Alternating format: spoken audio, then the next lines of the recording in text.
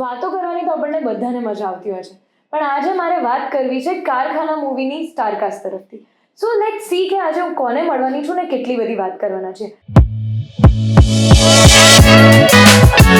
Hello hello hello hello, કેમ છો? એકદમ મજામાં. જલસા. ફેસ પર હજી થોડી સરખી સ્માઇલ આવી જોઈએ, નહીં તો મને એવું લાગશે કે હું સરખી તૈયાર નહીં. હા જો હવે એટલે વાંધો નહીં, કાર્ટૂન ગણો તો કાર્ટૂન, પણ તમે હસ્યા ને. તો હવે છે ને મને એવું થયું કે તમારામાંથી સૌથી વધારે કોણ બોલે છે? ડિપેન્ડ કરે છે ટાઈમ. હાર્દિક તો આપણે હાર્દિકભાઈને છે ને એક સરસ મજાનો ટાસ્ક આપીએ. તો પછી આ નથી છે ભાઈ બતાવે. ના ના, હવે હાર્દિકભાઈ કહેવાય ગયું. હા. તો જો હવે છે ને તમારે સહેજ આમાં સાચવીને બોલવાનું છે. ઓકે બહુ જૂનું જાણીતું ટંગ ટ્વિસ્ટર છે. ઓકે કૃતિની પુત્રી શ્રુતિ. ઓકે પણ સાચવવાનું એ છે કે એમાં મારું નામ આવે છે કૃતિ. એ ના બગાડતા. બાકી શ્રુતિનું તમારે જે કરવું એ કરી નાખજો. 7 વાર ટ્રાય કરીએ આપણે, પણ સ્પીડમાં. અરે સાચવીને બોલવાનું હોય તો ધીમે ધીમે બોલવું પડે. એટલે જ તમારી પરીક્ષા છે હવે. મારું ના બગાડતા નામ, બાકી શ્રુતિનું તમે બિંદાસ કચરો કરો. ઓકે ચાલો ડન છે. On my count, 3, 2, 1. કૃતિની પુત્રી શ્રુતિ. કૃતિની પુત્રી શ્રુતિ. કૃતિની પુત્રી શ્રુતિ. કૃતિની પુત્રી શ્રુતિ. કૃતિની પુત્રી શ્રુતિ. કૃતિની પુત્રી શ્રુતિ. કૃતિની પુત્રી શ્રુતિ. કૃતિની પુત્રી શ્રુતિ. કૃતિની પુત્રી શ્રુતિ. પ્રોપર શ્રુતિનો 2 વાર કચરો થયો છે. જેટલા બી શ્રુતિ જોતા હોય તમારા માટે નતું, આ ખાલી મારું નામ સાચવવા માટે હતું. તો બસ આ જ મજાક મસ્તી હવે આજે આપણે કરવાની છે. બહુ વધારે મહેનત મેં સવાલો વિચારવામાં કરી નથી, અનાયાસે જ વાત કરવાના છીએ આપણે. ખાસ મેં એવું જોયું કે કારખાનું, હવે ઘણી બધી અમારી જનરેશન ખાસ કરીને કહું તો કે એમાં ગુજરાતી શબ્દ ખબર જ નથી. તો કારખાનું નામ કઈ રીતે પડ્યું અને એની પાછળની સ્ટોરી શું છે? શું કારખાનું એ બહુ જૂનો અને જાણીતો ગુજરાતી શબ્દ છે. કારખાનું એટલે આપણે ત્યાં કોઈ પણ ફેક્ટરી કે મિલ, તો આપણે ત્યાં ગુજરાતમાં ખાસ કરીને અમદાવાદમાં એ ત્યારથી પ્રચલિત થયું જ્યારથી મિલ આપણે ત્યાં, તો બધા એમ કહેતા કારખાનેજી. ના, ફિલ્મમાં કેમ કારખાનું છે? કારણ કે અમે લોકો જ્યારે ફિલ્મ લખતા હતા, હું, ઋષભભાઈ, પૂજા ને બધા, ત્યારે ક્યાંક ને ક્યાંક એવો થોટ હતો કે જ્યારે ઉદાહરણ તરીકે આજે કૃતિબેન કંઈક સારું એમને ગમતું બોલી રહ્યા છે, બરાબર, હવે એ એમના મનોરંજન એમના પોતાના ઓલા માટે બોલી રહ્યા છે, બટ ના હવે એમને કોઈ એમ કે યાર બહુ સારું બોલો તો તમે પર આવરના 500 રૂપિયા હું તમને આપીશ. પછી કૃતિબેનને એમ થાય ના હું તો 24 કલાક બોલું. એટલે એ જે બધી છાપકામ ચાલુ થાય ને, તો જે તમારું આર્ટ અથવા તો જે તમે જે સાતત્યપૂર્ણ કંઈક કામ કરી રહ્યા હતા, નાઉ ઇટ બીકમ્સ અ પ્રોડક્શન. અને એટલા માટે કારખાનું. તો ક્યાંક ને ક્યાંક અમે લોકો પણ એવું સમજી રહ્યા છે કે આજે જે રીતે જે સ્પીડમાં કન્ટેન્ટ બની રહ્યું છે, જે સ્પીડમાં ફિલ્મો બની રહી છે, કે જે સ્પીડમાં કોઈ પણ વસ્તુ બની રહી, બીકમ્સ અ કારખાનું. અને એ વસ્તુ આર્ટ અથવા તો જે ટ્રુ આર્ટિસ્ટ છે એના માટે બહુ જ ખરાબ છે. ક્યાંક ને ક્યાંક અંદરના આર્ટિસ્ટને મારી નાખે છે કે પૈસા કમાવાની, પેલું કહેવાય છે ને કે આપણે ઘણી બધી વાર પૈસા કમાવાની લાલચ પર જતા રહીએ છીએ, તો જે ગમતું કામ છે ક્યાંક ને ક્યાંક છૂટી જતું હોય છે. So this is what is about. ગમતું કામને પછી એટલું બધું ન કરવું જોઈએ કે ગમતું થઈ જાય, એવી રીતે. એટલે ફોનમાં એરોપ્લેન મોડ જે છે એને ઘણીવાર વાપરવો જોઈએ, સિમ્પલ વર્ડ્સમાં, કે એને આપણા માટે જ આપ્યો છે પણ આપણે ઉપયોગ કરતા ભૂલી જઈએ છીએ. ફિલ્મની જ વાત આવી તો હવે ગુજરાતી ઇન્ડસ્ટ્રી તમને કેટલી સ્વીકાર્ય લાગે છે કે આ મૂવીને કેટલી હદ સુધી ગુજરાતી મૂવી ઇન્ડસ્ટ્રી તરફથી સ્વીકારવાની શક્તિ, કે એ લોકોની સાઈડથી શું અપ્રોચ છે? અમને ઘણો બધો સપોર્ટ ઇન્ડસ્ટ્રીમાંથી મળેલો છે. હું એવું નહીં કહું કે અમને એકદમ 100% બધી જ બાજુથી ઇટ્સ ઓલ સપોર્ટિવ ઓનલી. અને કોઈ બી ઇન્ડસ્ટ્રી જે બોલિવૂડ હોય કે બીજી સાઉથ બી હોય, બધામાં સારા પરિબળો બી હોય અને માઠા પરિબળો બી હોય. તો એ રીતે ગુજરાતમાં બી ઘણા બધા એવા લોકો છે કે જેણે અમને બહુ બધો સપોર્ટ કર્યો. મનીષ સૈની છે, અમુક નામ મારે લેવાના હોય તો એ લોકોએ અમને બહુ જ સ્ટાર્ટિંગ છે. ભૂષણ ભટ્ટ છે, એ લોકોએ મને બહુ જ સપોર્ટ કરેલો છે અને હજી બી કરતા આવે support. So yeah, overall it is a good experience. બહુ જ સપોર્ટિવ રહ્યા છે, બટ અમુક પરિબળો છે જેનું એ તો રહેશે. એટલે આ પરિબળોની જ વાત થઈ અને વાત થોટ્સની આવી કે ક્યાંકથી પોઝિટિવ છે, ક્યાંકથી નેગેટિવ છે, તો ક્યાંકથી ન્યુટ્રલ છે. તો હવે તમે ચારે બહુ જ અલગ અલગ ખૂણાથી છો, અલગ અલગ ફીલ્ડથી છો બેઝિકલી. તો હવે તમારા ચારેના થોટ્સ એકબીજા જોડે અલાઇન થઈ અને આ પ્રોજેક્ટ ઘણી રીતના તમારા બધાને એક ઇમોશનલ કનેક્ટ સાથે પણ જોડાયેલો છે.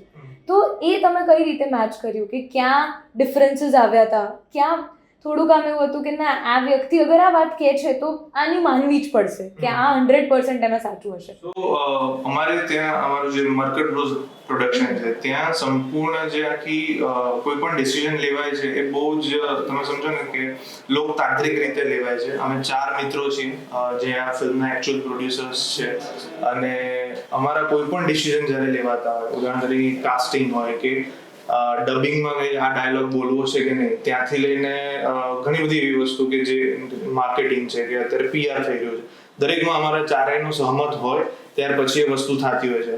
નસીબ જો કે અમે 4 જે મિત્રો છીએ તો એ ચારેય લોકો ક્યાંક ને ક્યાંક માર્કેટિંગ બેકગ્રાઉન્ડથી છે. સો અમને માર્કેટિંગ, PR, ક્રિએટિવિટી એનો વધારે ખ્યાલ છે એવું અમે સમજીએ છીએ. પછી ઓફકોર્સ ફિલ્મ રિલીઝ થાય પછી વધારે ખબર પડશે. સો એ અમે સમજીએ છીએ અને એવી રીતે જ અમે બધા નિર્ણયો લઈએ છીએ. એટલે મર્કટ બ્રોઝમાં ઇઝ એવરીથિંગ અબાઉટ કે એક હેલ્ધી ડિસ્કશનના અંતે ફિલ્મ કે સ્ક્રિપ્ટ માટે જે સૌથી સારી વસ્તુ છે એ બહાર આવે. Okay, so it was more of a democratic thing કે બધાના માટે ફિલ્મને બેસ્ટ કરવું હતું, કોઈનું પોતાનું નહોતું. મર્કટ બ્રોઝની વાત આવી તો એનો મિનિંગ થાય છે વાંદરો, બરાબર? તો હવે આ 4 વાંદરાઓની મસ્તી મૂવીમાં કેટલી દેખાય છે? એકચ્યુઅલી હું શરૂઆત એવી આપીશ કે હાર્દિકભાઈ લીડમાં છે, હું છું એક્ટિંગ કરી રહ્યો છું, ઋષભભાઈ ડિરેક્શનમાં છે, દધીજીભાઈ છે એક લીડ એમાં કેરેક્ટર જે પ્લે કરી રહ્યા છે. સો અમારા 4 છે, બીજા ઘણા એવા મિત્રો છે કે જે ફિલ્મમાં છે. ડેફિનેટલી પણ તમારા 4નો જે થોટ છે, જે મસ્તી છે, એ જે નામ છે મર્કટ બ્રોઝનું, એ આમાં કેટલી હદ સુધી રિફ્લેક્ટ બહુ જ વધારે અમે લોકો એ ફિલ્મ આવશે ને ત્યારે વધારે ખબર પડે, કારણ કે અમે લોકો અત્યારે સ્માર્ટ ફિલ્મ તરીકે પ્રેઝન્ટ કરી રહ્યા છે. હવે સ્માર્ટ ગેમ છે, આવી સ્ક્રિપ્ટ લખાય, આ એક્સપેરિમેન્ટ છે, શું છે એ 2 ઓગસ્ટે જ્યારે બહુ બધી ફિલ્મોની વચ્ચે અમારી ફિલ્મો આવે છે અને જ્યારે ઓડિયન્સની ફર્સ્ટ ચોઇસ બનશે ત્યારે લોકોને ખબર પડશે કે મર્કટ બ્રોઝે કેટલું જે પણ કહ્યું ક્રેઝીનેસ કે વોટ એવર એ કરે. એટલે 2 ઓગસ્ટે આપણે બધા ગુજરાતીઓએ આ મૂવીને વધારવાની છે. આપણે ફૂલ કંકુ ચોખા જે રાખવું હોય આપણે હાથમાં રાખીને તૈયાર રહેવાનું છે. હવે મૂવીની જ વાત થઈ તો મૂવીમાં ઘણી બધી રીતના હોરર કોન્સેપ્ટ દેખાય છે, હોરર મૂવી બી દેખાઈ રહી છે. તો હવે ઓનેસ્ટલી મારા જેવું વ્યક્તિ છે થોડું વધારે ડરી જતું હોય, તો શૂટિંગ ટાઈમે આમ એવું કઈ કિસ્સા કે જે આમ બહુ જ કહેવાય ને કે આમ સાચો ડર લાગી ગયો કોઈને? હું દધીજીભાઈને કહીશ એમનો કિસ્સો એક કે આમ તો મારું શૂટિંગનો જે સમય હતો એ ક્યારે રાત્રે હતો ને દિવસ દરમિયાન જ થયો છે, પણ આની આખી ફિલ્મની જે વાર્તા છે એમાંથી પસાર થવાનું થયું હોય સહજ છે. એટલે એ વાંચી ગયા હતા. પછી જ્યારે મારું શૂટિંગ હતું એક જગ્યા ઉપર એક ઓફિસમાં, તો અનાયાસ એવું થયું કે હું કોસ્ટ્યુમ ચેન્જ કરવા 1-2 વાર વારંવાર જતો અને એવું થયું કે એની જે સ્ટોપર કહેવાય એ બંધ થઈ ગઈ અને ખુલે જ નહીં. એટલે મને એમ થયું કે આ કોઈકે જાણી જોઈને કર્યું છે કે શું થયું, અને સ્ટોપર એકદમ સહજતાથી ખોલી શકે એવી હતી પણ ખુલે નહીં અને જબરજસ્ત એકદમ આમ ટેન્શન થઈ ગયું. એટલે જાણે એનું જે માહોલ છે એ માહોલ હાવી થઈ ગયો હતો એમ એવું લાગ્યું. એક તો મગજમાં ફિલ્મ ચાલી રહી છે જે હોરર છે અને એમાં પાછો આવો નાનકડો અમથો કિસ્સો થઈ જાય એટલે મનમાં હનુમાન ચાલીસા જ બોલાય. મને એમણે કોલ કરીને કીધું ભાઈ આ તમે પ્રેન્ક કરતા હો તો નહીં કરતા. ના ના મને નથી ખબર હતું ક્યાં છો, એટલે કીધું અહીંયા છે. પછી એમાં તરત વ્યવસ્થા કરી ખોલવાની. એ પણ અઘરું હતું અને ખુલતું પણ નહોતું, એક લોક થઈ ગયું હતું ખતરનાક, બટ ખુલી ગયું. એટલે તમને સાચે ડાઉટ હતો કે આમને જ મસ્તી કરી છે? મને એવું લાગતું જ પણ ખરેખર એવું નહોતું કર્યું. એ આજે નિખાલસતાથી કહેવું જોઈએ. નિખાલસતાની વાત આવી તો જ્યારે રો આઈડિયા હતો સ્ક્રિપ્ટનો, ત્યાંથી લઈને શૂટિંગથી લઈને માર્કેટિંગ સુધી, એક્ઝિક્યુશનથી લઈને ઘણા બધા ફેક્ટર્સ પર તમે વર્કઆઉટ કર્યું હશે. તો એ જે તમારી આખી જર્ની છે, તો આઈ વોન્ટ કે તમે 4 ઇન્ડિવિજ્યુઅલી તમારી પોતપોતાની જે જર્ની છે એના વિશે થોડું કહો. હું તો આ પ્રોજેક્ટમાં બહુ જ અર્લી, અમે લોકો 4 જણા મર્કટ બ્રોઝમાં જોડે જ છે. એટલે સિન્સ મેં જ્યારે ફર્સ્ટ ટાઈમ આઈડિયા ડિસ્કસ થયો ત્યારથી લઈને સ્ક્રિપ્ટ લખાણીથી લઈને shooting, pre production, post production અને અત્યારે માર્કેટિંગ ચેક સુધીમાં હું તો જોડે જ છું.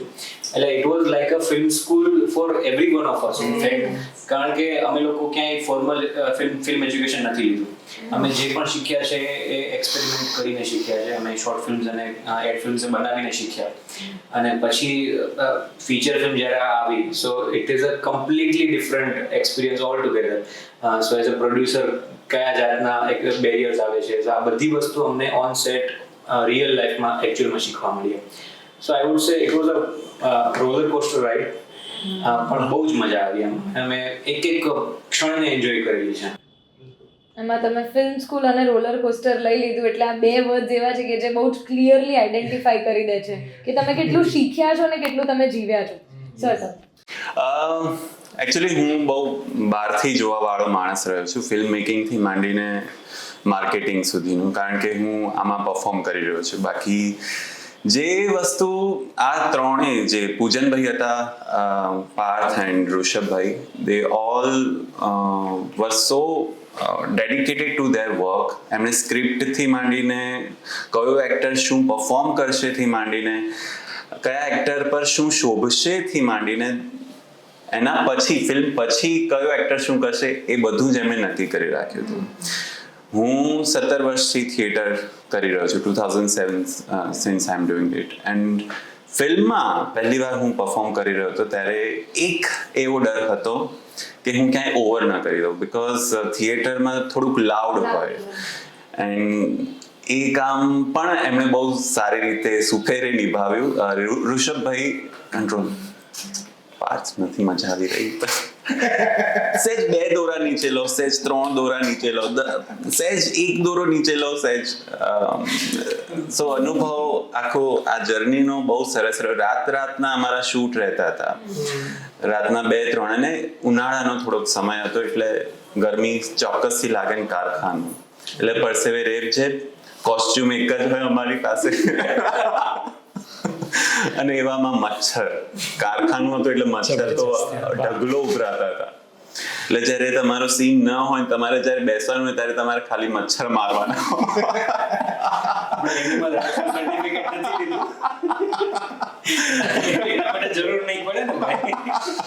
બટ યા ઓવરઓલ બહુ મજા આવી ટીમ સાથે, આખી ટીમ સાથે છેક સુધીની અત્યાર સુધીની જર્નીમાં મને. એટલે કારખાના અને મચ્છરનો જે તમે વાત કરીને એમાં હું બી એક વસ્તુ એડ કરીશ કે તમે લોકો નથી આવ્યા ત્યારે હું વેઇટ કરી રહી હતી અને મને પણ એટલા જ મચ્છર કરડ્યા.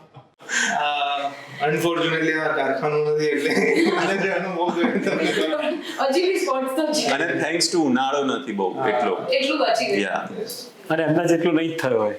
એટલું તો નહીં, એટલામાં તો હું રોવા લાગી. યસ, ફોર મી મારો જે ફર્સ્ટ એક્સપિરિયન્સ છે કારખાનાનો, તો એ એવો છે કે એક દિવસે મને બહુ મસ્ત આખો વિચાર આવ્યો કે આવું કંઈક કરવું છે. અને એ દિવસોમાં મારી એક શોર્ટ ફિલ્મ રિલીઝ થઈ હતી, મૂંઝવણ કરીને, એ બહુ સારી રહી હતી. તો અમે એની સક્સેસ મનાવતા હતા. મેં ઋષભભાઈને મેસેજ કર્યો કે આવું કંઈક કરીએ. તો એને કીધું કે સો એમને કંઈક એવો થોટ હતો કે આપણે શોર્ટ ફિલ્મની વાત કરતો હશે, એટલે કે આ કે બહુ મોંઘું પડશે રહેવા દે. એન્ડ દેન પછી અમે એક જગ્યાએ બેઠા હતા અને ત્યાં પછી ફરીથી મેં આ વાત ચારે મિત્રો સામે રજૂ કરી. અને પછી મેં કહ્યું યાર હવે ફીચર ફિલ્મની વાત છે. And then that was the first time કે બધા એમ કે આ કરીએ. અને ત્યાંથી આખી જર્ની શરૂ થઈ. જેમ ઋષભભાઈએ કીધું કે આખી આટલું બધું શીખ્યા છે અમે, એ પ્રી પ્રોડક્શન હોય, શૂટ હોય, ડબિંગ હોય, એડિટિંગ હોય, દરેક વસ્તુ અમે ફિલ્મ સ્કૂલમાં જઈને જે શીખ્યા એ વસ્તુ અમે રિયલ લાઈફમાં શીખ્યા છે. તો અને આમાં સૌથી મોટું જે આખી ઘટના છે ને એ શું છે કે અમારા ઉપર કોઈ માય બાપ કે એવું કોઈ નથી. સો એવરીથિંગ અમે ક્યાંય એવું પણ નથી કે મેં ક્યાંક ઇન્ટર્નશિપ કરીને ત્યાંથી મેં 5 વસ્તુ જોઈને હું શીખ્યો એવું પણ નથી. It's just a random thought, અને એમાં અમે બહુ જ ડિટેલ્ડ એનાલિસિસ બધું જ સમજી વિચારીને માર્કેટમાં જેમ એક નવો બિઝનેસ કરવા તમે આવો એવી રીતે આખો એક અપ્રોચથી અમે લોકો આવે. ફિલ્મ મેકિંગ શું છે બધું જ સમજી, અને now we are ready to release Karkhanu. So આ એક આખો એક્સપિરિયન્સ રહ્યો મારો. દધીજીભાઈનું એ બોલે નહીં પહેલાં હું એમ કહી દઉં, અમારી સ્ક્રિપ્ટ જ્યારે લખાતી હતી ને ત્યારે અડધી વસ્તુ આમ તેમ હતી, રમણ ભમણ હતી. જે સૌથી પહેલેથી નક્કી હતું ને એ કે આ કેરેક્ટર કે જે દધીજીભાઈનું કેરેક્ટર છે એ અમને રિયલ લાઈફમાં એમની પાસેથી જ મળ્યું છે. એટલે અમે લોકો એ એમ હતું કે આ તો અમારે રાખવાનું જ છે, અને ત્યાંથી પછી સ્ક્રિપ્ટ લખાય. Over to દધીજીભાઈ. ભારતભાઈએ સરસ વાત કરી, પણ અભિનયની જે વાત છે એ ફિલ્મ સાથે એમની મિત્રો તરીકે ઘણા સમયથી જોડાયેલો હતો, બધી વાત કરે, પણ આવી રીતે એક ફિલ્મ તૈયાર થઈ રહી છે એની વાત કરી, સ્ક્રિપ્ટની વાત કરી, આખી પ્રક્રિયા હું સમજ્યો. પહેલા એમ થતું હતું કે ત્રણેય મિત્રો નવોદિત છે તો આને કેટલું પુરવાર કરી શકશે એવું પણ એક મનમાં એક સમય એવો પ્રશ્ન હતો. પણ જે એમની સજ્જતા હતી એ સજ્જતા જોતા ક્યાંય એમ ન લાગ્યું કે આ નહીં કરી શકે. અને ધીરે ધીરે સેટનું વાતાવરણ, ફિલ્મના કલાકારો સાથેનો એમનો સંવાદ, શિષ્ટાચાર, વિવેક, એ બધું જોયું ત્યારે એમ લાગે કે મંજાયેલા કલાકારો પણ કે મંજાયેલા જે દિગ્દર્શક કહી શકાય ન કરી શકે એવું સુંદર કામ એમણે કર્યું. આટલા બધા કલાકારોને સાથે ચાલવું એટલે કલાકારો હોય એટલે એમના પ્રશ્નો હોય, એમનું મન હોય અને મનના પ્રશ્નો હોય પાછા, એ બધાને પહોંચી વળવું કેટલું બધું અઘરું. આટલા મોટા ગજાના કલાકારો, એ લોકોને સાચવવા, કેમેરામેન, એ બધું જ એટલું બધું સુપેરે પાર પાડ્યું. અને બીજું સૌથી મને જે મહત્વની બાબત સ્પર્શી એ શિષ્ટતા. ક્યાંય અશિષ્ટ વાતાવરણ ન જોવા મળ્યું. બાકી ત્રણ યુવાનો આવું કામ કરે એ આશ્ચર્ય થાય છે એમ. અને એ બહુ સરસ સુપેરે પાર પાડ્યું. આખું જે કહેવાય વાતાવરણ, એ જેટલા સમય શૂટ ચાલ્યું બધા દરમિયાન તો જઈ નથી શકાયું, પણ જ્યારે હું ગયો છું ત્યારે બહુ સરસ લાગ્યું. અને ફિલ્મની જે સ્ટોરી છે, પટકથા છે, એ 100% તમને બધાને ગમશે. એટલે ગુજરાતી ભાવકોને એક નવું વાતાવરણ મળશે, નવી એક પટકથા મળશે, એની તો હું 100% ખાતરી છે એવું છું કે એ મારે મજા આવશે એમ. આપણે પેલું કહેતા હોઈએ ને કે ઘરમાં ડિસિપ્લિન હોવું જરૂરી છે, કે જેના શિષ્ટાચાર હોવો જરૂરી છે, તો એનાથી ઘરનું વાતાવરણ રિફ્લેક્ટ થઈ જાય. તો બસ આ મૂવી જોવા ટાઈમ અમને બધાને એ ડિસિપ્લિન ક્યાંક ને ક્યાંક દેખાવાનો જ છે.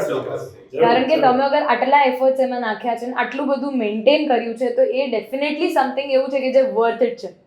તો બસ આ જ વર્થ ઇટ ની વાત ચાલે છે. અને તમે સોરી તમને ફરીથી કહું, એમણે કહ્યું કે અમે ક્યાંય શીખ્યા નથી, પણ એકલવ્યની જેમ શીખ્યા છે. પણ કેવી રીતે એકલવ્યની જેમ શીખ્યા છે? એટલે વધારે મન અને આદર થાય. આદર એટલા માટે થાય કે ઝીણી બાબતો, કોઈ કલાકારને લાવવાના હોય, મૂકવાના હોય, અને બધું જ તમને ફિલ્મમાં દેખાશે. હું કહીને બધી વાત છતી કરી દઉં, એમાં જે એમને મેળવવાનો આનંદ છે કે એમને મેળવવાની જે દાદ છે મારે નથી લેવી, પણ એ તમે જોજો. તમને એમ થશે કે આ 100% એમણે કેટલું બધું ઝીણું હોમવર્ક કર્યું હશે. તમને પ્રશ્ન થાય તો એમની ડાયરી જોજો, કેટલી જાડી ભરી હશે ડાયરી, લખીને કેટલા મુદ્દા ટપકાયા હશે કે આવું કરવાનું. એટલે ખાલી ફિલ્મ બનાવી એ અગત્યની વસ્તુ તો નથી, પણ એમના કેરેક્ટર્સ, એમના રોલ્સ, એને સાચવવા, એની જવાબદારી રાખવી એક બહુ મોટો ટાસ્ક છે. લોકો કામ તો બધા જ કરી લેશે, પણ માણસાઈ સાથે કામ કરવું બહુ અગત્યની વાત છે. અને એટલા માટે 2 ઓગસ્ટે મારે તો જોવા જવું છે. પછી ફોન કરીને બધા પ્રશ્નો પૂછજો, જો મને આટલું દેખાયું છે મૂવીમાં, હવે આમાં હું શું ભૂલી જાઉં છું એ તમે મને કહેજો. હવે કલાકારોની જ વાત થઈ તો આમાં 2 જનરેશન્સ બી દેખાય છે. મેં કાજલબેનનું બી જોયું, તમે પણ છો હાર્દિકભાઈ. તો ઘણી બધી વાર એવું થતું હોય છે કે બંનેના ડિફરન્સીસ, બંનેના માઇન્ડ થોટ્સ. હવે આજે એક ઘરમાં મમ્મી અને સાસુ અને દીકરીની તો વાત અલગ છે, પણ મમ્મી અને દીકરીમાં બી ડિફરન્સીસ આવે છે. તો એ બંને જનરેશનને સમજાવવું, એક સાથે અમુક વસ્તુ ઇમ્પ્લિમેન્ટ કરાવી, એ તમારા માટે કેટલું ઇન્ટરેસ્ટિંગ હતું?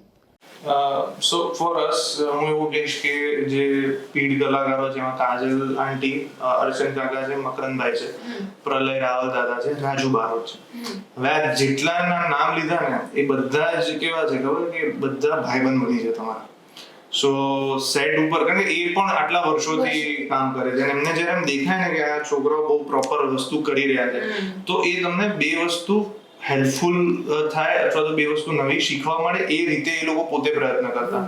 અર્ચન કાકાનું મને યાદ છે કે અમે લોકો કંઈક રિહર્સલ કરી રહ્યા હતા, એમાં જે આઉટપુટ જોતું હતું એ નહોતું આવતું. એમણે, બીકોઝ એ બહુ જ જૂના ખેલાડી છે અને એમણે બહુ બધા આપણા જે અત્યારના સુપરસ્ટાર્સ છે એમને ટ્રેન કરેલા છે એક્ટર તરીકે. તો એમણે તરત એમ કીધું કે આવું નહીં, આવી રીતે કરશું તો આ આખો શોટ નીકળી જશે. અને એવી બહુ ઝીણી બાબતો. સેમ વસ્તુ મકરંદભાઈ, સેમ વસ્તુ કાજલ આંટી. સો બહુ જ સારો એક્સપિરિયન્સ રહ્યો. એટલે તમે જે કહો છો ને કે ગેપ આવ્યો, એ માઇનર ક્યાંક એમ કે આવું કંઈક કરવું છે.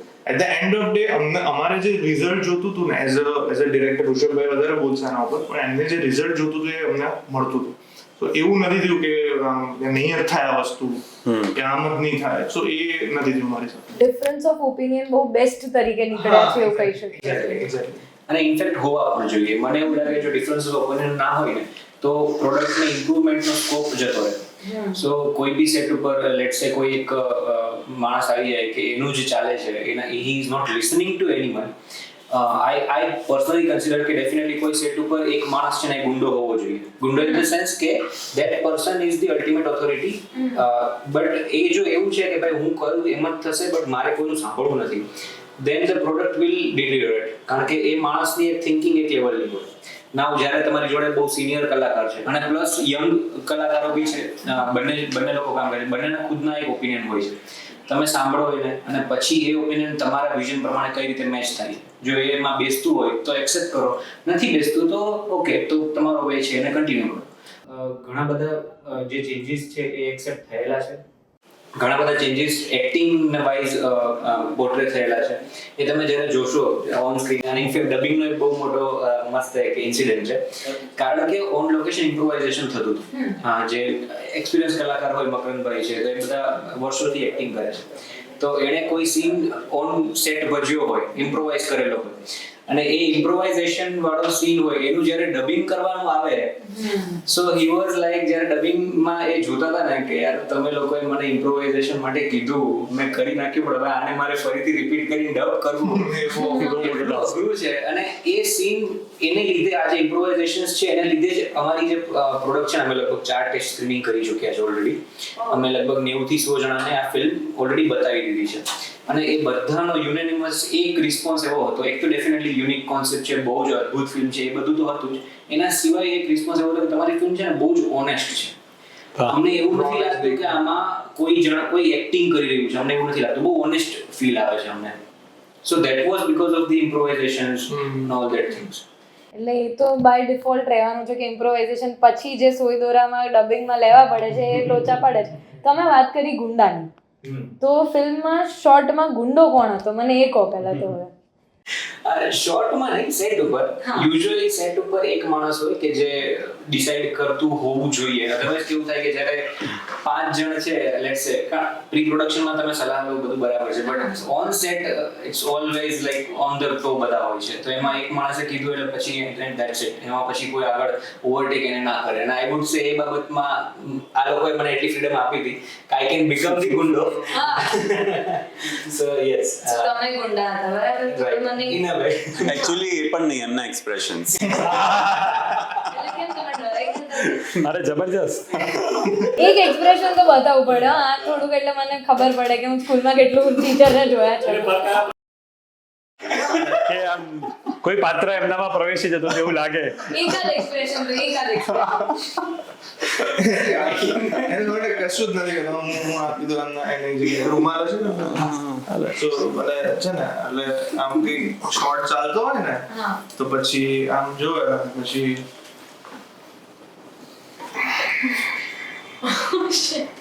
ના પછી પાર્થ સહેજ અમથું બે પાર્થ આમ આવજે બે મિનિટ. આમ કરીને છે ને આમ પરસેવો લૂછતા છે ને આમ ધીરેથી આ બરાબર હતું પણ હજી થોડુંક આમ ચલો ફરી કરીએ છીએ એમ કરીને 3-4 વાર કરાવી દે. 3-4 વાર સહજતાથી 4 વાર તો કરાવી જ દે. એટલે પસીનો લૂછવો છે ને એમનું એટલે ખબર પડી જાય કે આ કંઈક ફરી કરવાનું છે, હવે આ લૂચ્યું એટલે ફરી કરવાનું છે. તો સેટ પરનો ગુંડો તો તમે હતા. તો હવે સેટની દાદી કોણ કે જેને આમ બધી વસ્તુમાં ક્યાંય બી આમ કંઈ બી થાય ને એટલે એમને પૂછી લે, એમની પાસે બધી વસ્તુના નુસ્ખા મળી જાય. I would say production team. હા, પ્રોડક્શન ધારા દીદી ધારા અમારા ધારા કોસ્ચ્યુમ હા સો બહુ સરસ. બહુ જ ઓન ધ ટોપ. અને એમની પાસે આપણે એમ કે આ જોઈએ દરેક વસ્તુ એમની પાસે અવેલેબલ. સો ધારા બહુ જ ખૂબ મોટી ભૂમિકા એમની કોસ્ચ્યુમ પડદા પાછળની. ઓકે. તો સેટ પર સૌથી વધારે ઘરનું ખાવાનું કોણ લઈને? અર્જન કાકા કાજલબેન પણ લઈને આવ્યા હતા. અર્જન કાકાને કેવું છે કે એમને થોડું ખાવા પીવાનું એમની રીતે હોય તો વધારે સારું. સો એ હંમેશા એવું પ્રિફર કરે કે એમને ત્યાંથી અથવા તો એમના કોઈ સગા સંબંધિત ત્યાંથી ટિફિન આવતું તો એ ત્યાં એન્જોય કરતા. અમને ખવડાવે એટલે બધા તું આ ખા. મેં ઘણી વાર ખાધું છે. એટલે ઘરનું ખાવાનું મળી જતું હતું. સેટ પર સૌથી વધારે લેટ આવવા વાળું કોણ કે જેને આપણે કહેવું પડે કે હા વહેલો ટાઈમ આપી દે મનમાં ધારીને જ? તો સૌથી લેટ જે આવતું હતું ને આવું છે ક્યાંક ને ક્યાંક લાઇટ વાળા ક્યારેક લેટ થયા છે 1-2 વખત. એના કારણે અમારા શેડ્યુલ થોડા પ્લસ માઇનસ થયા છે. બટ એ માણસો એમના જે ઓનર છે અમીબેન, એ બહુ જ ઓન ધ ટાઈમ અને બહુ જ વ્યવસ્થિત આખું એમનું હેન્ડલિંગ હતું. એટલે આમ એસેજ કોઈ એસેજ ના ગણી શકાય. એટલે બધાને આ મૂવી માટે એક્સાઇટમેન્ટ હતું એ દેખાઈ રહ્યું છે. હવે સેટની ફિયા કોણ હતી કે જેને બધી જ અપડેટ હોય અને બધી જ પંચાયતમાં એને બહુ જ મેઇન રસ હોય? અમારા છે ને બીટીએસ દાદી હતા હેતલ, અને એમની સાથે જે હેલ્પ કરતા હતા ક્રાંતિ કિંજલ. ક્રાંતિ, જે અમારા પ્રોડક્શનમાં આર્ટના ઇન્ટર્ન હતા. તો બે ભેગા થઈને બંને દાદી બંને દાદી. ફિયા જબરજસ્ત. જે કહો એને. એમને સેટ ઉપરની બધી ખબર હોય, ક્યાં કોની યાર શું ઝઘડો થયો, કોણે કેવી પંચાયત કરી, કોણ સૂતું છે, એટલે મારે હવે એ લોકોને એકલા મળવું પડે. અને પૂછીએ લે પતે પછી કેમ આવું થયું તું તરત હા એવું પૂછતા હતા. તો આ જ વાતમાં મને યાદ આવ્યું કે સેટમાં એક એવું વ્યક્તિ હશે કે જે ગૂગલ હશે, કે જેની પાસે ન્યૂઝની, ફિલ્મની, બધી જ વાતની બધી જ ઇન્ફોર્મેશન હતી. એવું કોણ? એટલે કરંટ ફિલ્મની કે એન્ટાયર? બધી જ. સો એમાં હું બે નામ આપીશ, બીકોઝ ઋષભભાઈ કામમાં હતા, મને ઘણી ટાઈમ મળતો બધા સાથે ઇન્ટરેક્ટ કરવાનો.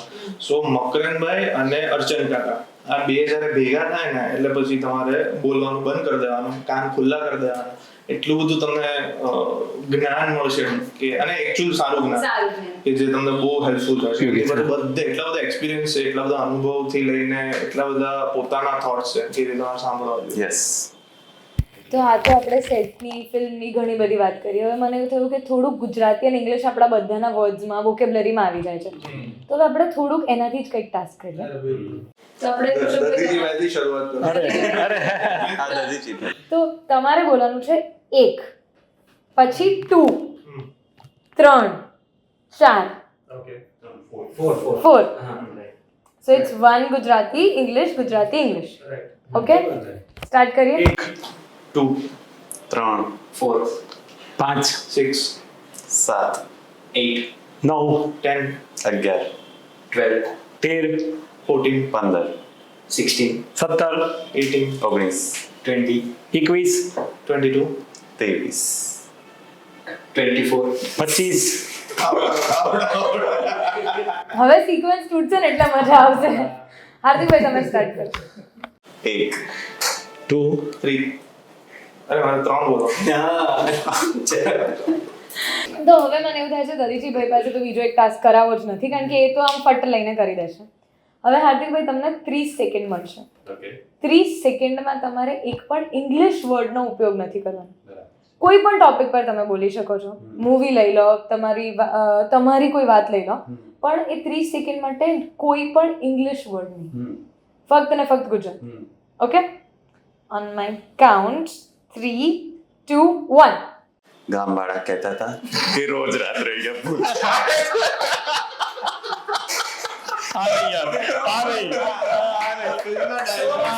આવું નહીં આ બધું રમણ ભમણ છે. આ નહીં. 2 સેકન્ડનો કોઈ ડાયલોગ બોલે 5 સેકન્ડ આપણને હસાઈ જાય. એટલે આ તો ગણાશે. ના નહીં ગણાય. બીજી કોઈ વાત કરો ભાઈ, આવું નહીં. આ ચીટિંગ છે.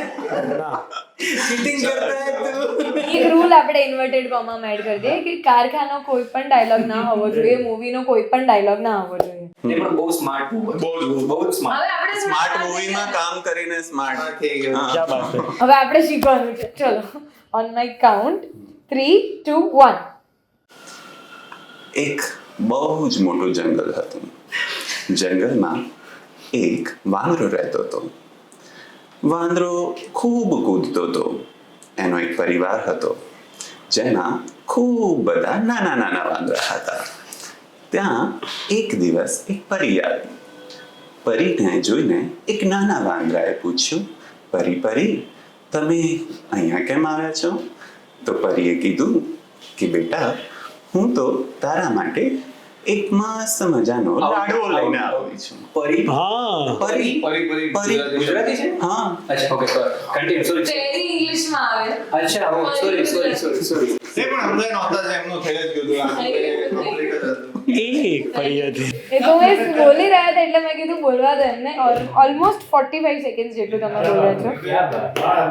અને એમાં પણ જે પ્રોપર લહેકા, પોઝેસ બધું જ આવી દીધું. એટલે એવું નતું કે તમે કોઈ આમ રટીને બોલી રહ્યા. જે તમારી અંદરનું છે એ આમાં દેખાય છે. He is a legendary વાચિકમ Narrator. narrator. A narration આમાં દેખાઈ ગયું. યસ એ બાબતમાં નહીં આઉટ થાય.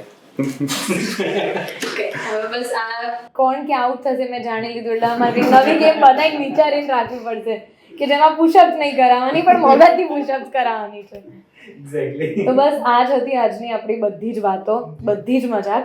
એન્ડ ઓડિયન્સ તમને એક સરસ મજાનું રિમાઇન્ડર ફરી આપી દઉં છું કે 2 ઓગસ્ટે આ બધી જ મજાક ડબલ થઈને આવવાની છે પણ થિયેટર સ્ક્રીન્સ પર. તો મને ખબર છે કે તમે લોકો વેઇટ કરો છો કારણ કે તમને અત્યારે હસવું આવે જ છે. તો ત્યારે સાથે મળીને આપણે હસવાનું છે અને જેટલા બી રિવ્યૂઝ જે પણ હોય બધું જ શેર કરજો. આ લોકોએ બધું જ વાંચવા માટે પણ રેડી છે. તો 2 ઓગસ્ટ કારખાનું જોવા માટે તમે ક્યારે જાઓ છો, કેટલા વાગ્યાનો શો બુક કરાવો છો, બધું જ અમને કહેજો. મને છે ને કમ્પ્લીટ હોરર નથી જોઈતું. જો મને હોરરની અંદર, થ્રિલરની અંદર કોમેડી જોઈએ છે.